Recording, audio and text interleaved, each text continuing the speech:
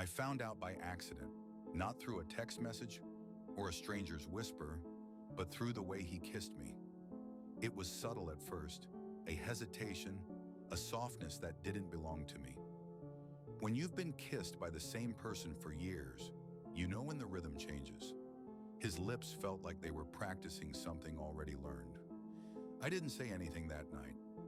I lay awake, staring at the ceiling, counting the cracks in the plaster, like they could distract me from the truth rising in my chest.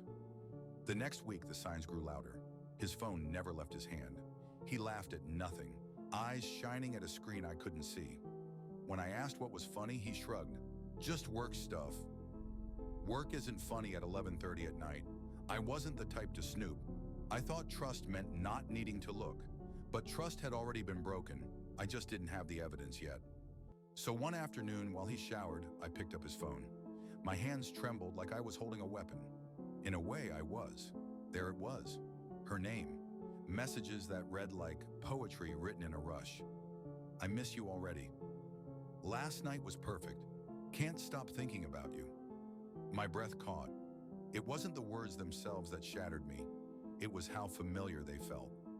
He had once written things like that to me.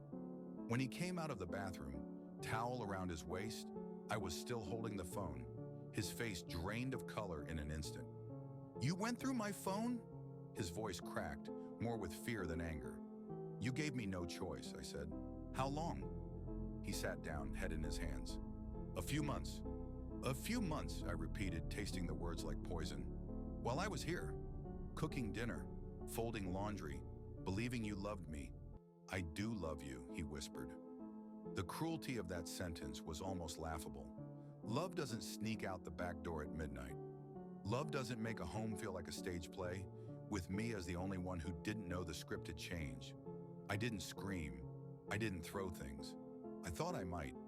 Instead, I felt oddly calm, like a storm that had burned itself out. Pack a bag, I said. Stay with her if she makes you so happy. He looked up, eyes red. It's not that simple. It never is, I said, but it's over. That night, when the door finally closed behind him, the silence was brutal.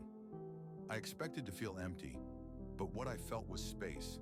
Space where his lies used to sit. Space for grief, yes, but also for breathing.